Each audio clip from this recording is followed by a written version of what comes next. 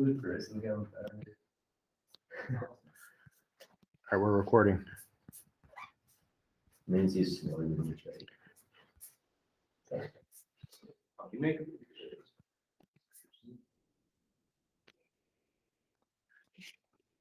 All right, this is our semester 1 2021 e-block covering the O'Neill books, Political Conflict and Competition. We'll be discussing the political parties in the electoral system during this presentation.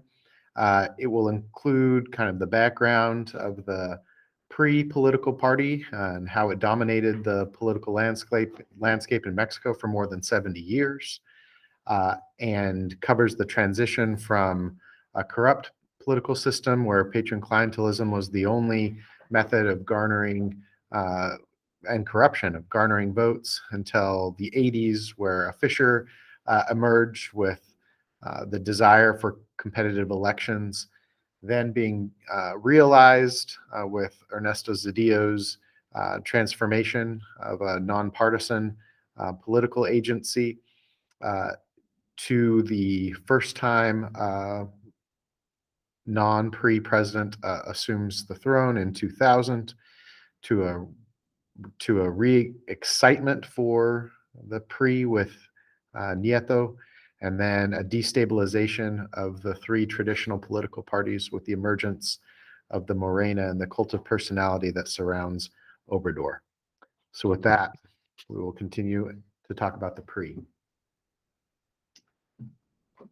Founded in 1929, following the Mexican Revolution, the pre-party first thought to take power away from landowners and to set a fire in the lower peasant class and distance itself from the Catholic Church that was dominating Mexico at the time. Plutarco Elias Calles is the founder, and the party itself represented the normalization of government following the Mexican Revolution. And from its founding, it dominated Mexican politics until 2000. How did it do that? Well, the patron-client relationship in that whole system, it was a dominant strategy by the PRI to practice that and promote its political authority. Also, the Camarilla, the leaders and the people that benefited from this system, helped promote the party and donated to its cause.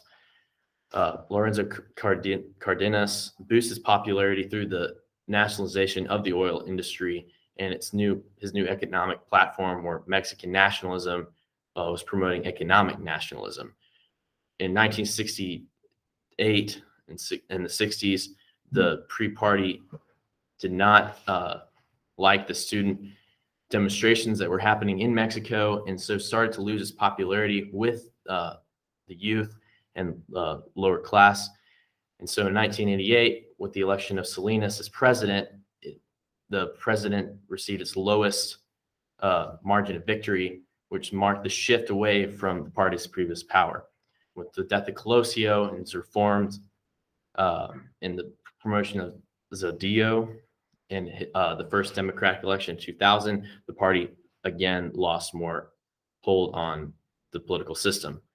With Vicente Fox breaking the streak, being a pan president, the party was out of office until 2012, when Enrique Peña Nieto was the party's last effort in recent history to gain back its popularity. But with struggles in corruption and in the economic industry, he lost power again to AMLO.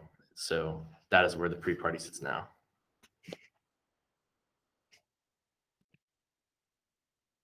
We'll now discuss the right-wing party.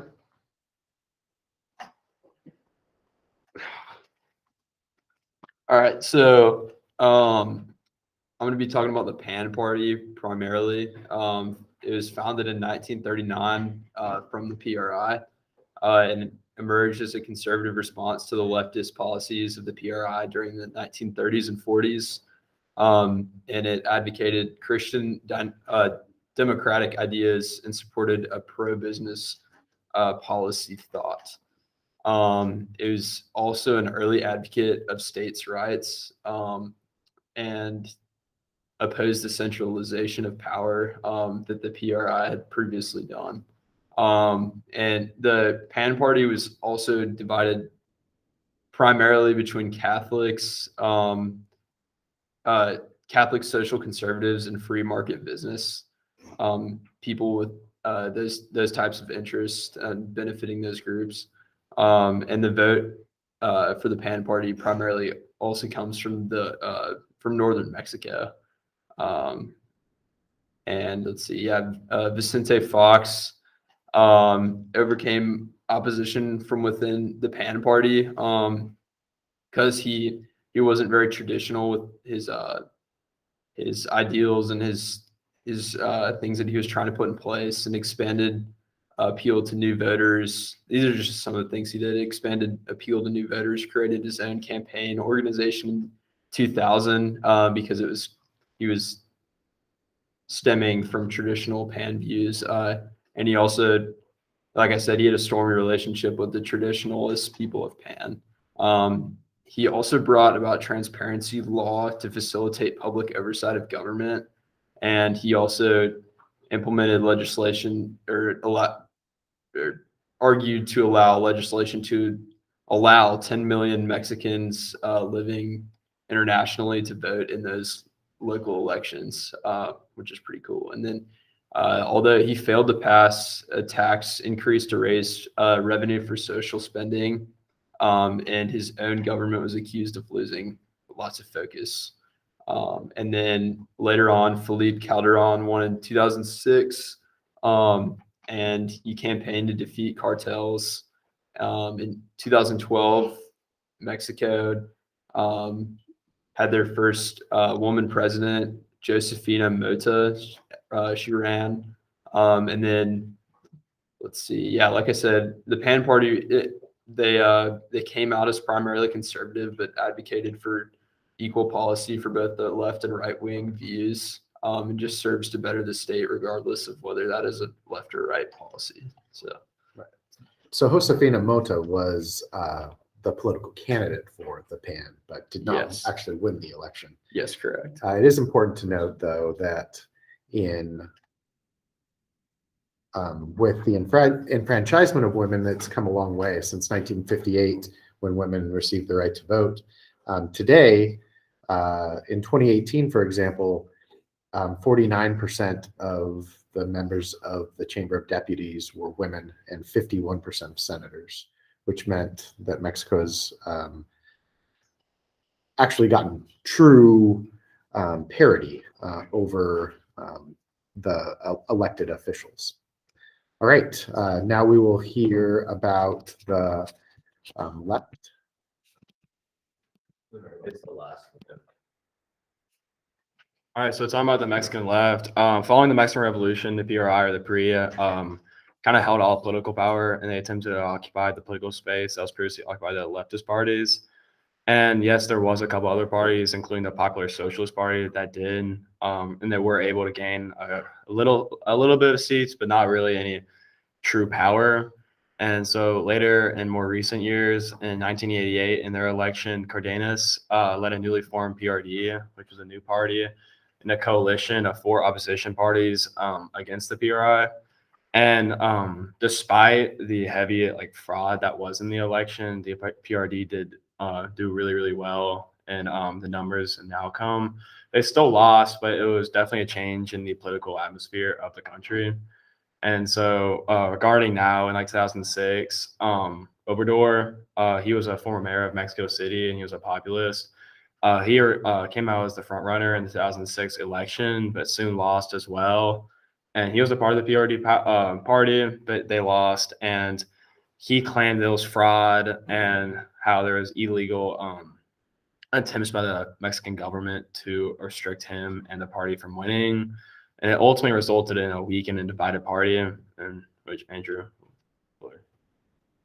Yeah, so the party got weaker and divided into 2 different groups, one being moderates and the other being radicals who were supporters of Obrador. And the PRD's declining strength was revealed even more because they opted to form an alliance with PAN in attempts to compete with the PRI in 2010. And a lot of people didn't really like that decision and saw it as kind of that the PRD was weak. And later on, Obrador failed again in the 2012 elections, and he didn't do too bad, but he failed, and he continued to claim that the PRI was, fraudulent, and that there was like illegal activity going on, and that didn't really have a chance to win in the first place. So he got sort of frustrated, and he ended up resigning from the PRD, and that's when he started Morena. And Morena, the creation of that really just completely divided the left into the two parties of PRD and Morena, and ultimately gave the PRI more power and more ability to win elections, because the left wasn't a whole unit voting together. It was two separate parties. So therefore the PRI just continued to win. Now we'll cover elections.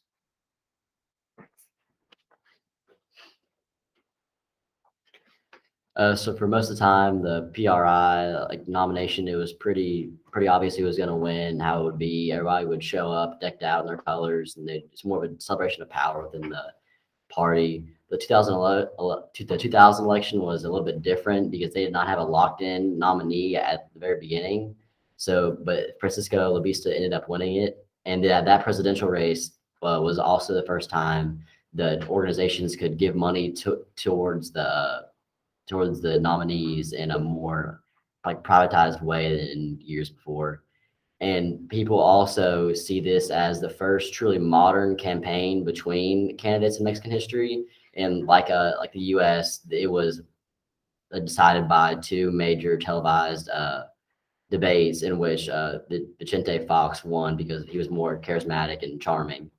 And during the three candidates from the three parties, they all gave very different sides of the spectrum to vote on. Because the PRI slogan was "Power will serve the people," to show the legacy of the Mexican Revolution and the neo-liberal economic views. And the PAN had the same ideals but offered more of a democratized version of that party.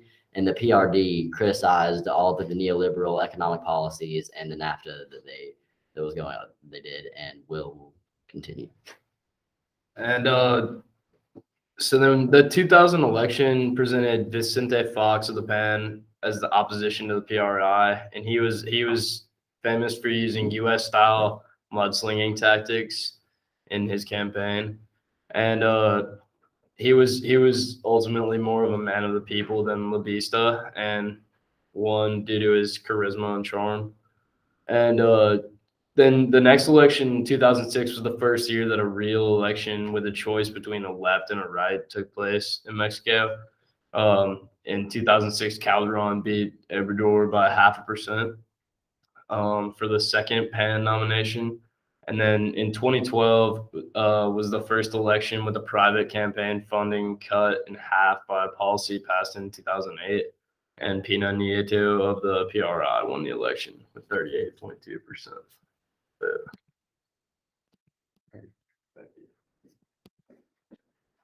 Next is civil society business. Yeah, so the civil society and the business area in Mexico can pretty much be split up into two eras. The PRI dominated era, where they were the main government organization for a large part of Mexican history. They had a contradictory relationship between the business sector. Although the business interests were never wielded through formal representation within the PRI, informal organizations were keeping the business interests in mind within the PRI. After the PRI lost the election in 2000 and more democratic elections came to be in Mexico, business sector tended to support the PAN party and their conservative policies that favored business. When the PRI returned in 2012, their attempts to regulate the monopolies and impose more of a will from the state and business lost support even more from the business sector. So for the media in Mexico, you have during the PRI authoritarian rule, they controlled the media through co-optation. And so instead of censoring and coercing them, they just purchased advertisements, bribed reporters, and gave them cheap access to infrastructure. One of these kind of mega media conglomerates was Televisa, was one of the main ones. But so after 2000, the media became more critical of the government. But still, AMLO in 2012 elections accused the media of still favoring the PRI. So Peña Nieto's reforms tried to weaken the conglomerate of Televisa, but still with drug cartel violence and just violence in general in Mexico, has reinstated self-censorship, with Mexico being the 7th most dangerous country for journalists, and the murder of Javier Valdez. There's also been the rise of social media groups, but since only 18% of Mexicans use internet daily, it's not been too influential. Post-Mexican Revolution, the PRI supported labor unions. These unions were integrated into and thoroughly controlled by the PRI through subsidies. At their peak, the unions incorporated 16% of the workforce, and a third of the unions was made up of government members. The Confederation of Mexican Workers was created by the PRI and supported the party. Unions independent of the PRI are relatively new, and Mexico's independent unions formed the National Union of Workers to compete with the Confederation of Mexican Workers. A series of laws and court decisions, along with neoliberal economic policies, have created challenges for the Confederation of Mexican Workers. These democratic reforms give labor unions more autonomy and less government benefits. Recent reforms passed by Calderon and Nieto weakened the power of important unions. For example, in 2013, the legislature passed a reform of Mexico's education system that broke the control of the powerful teachers union over the hiring and evaluation of teachers. The government jailed union leaders such as Esther Gordillo, the head of the National Union of Education Workers, a key piece of the PRI's patron networks. Over time, the PRI's hold over labor has decreased.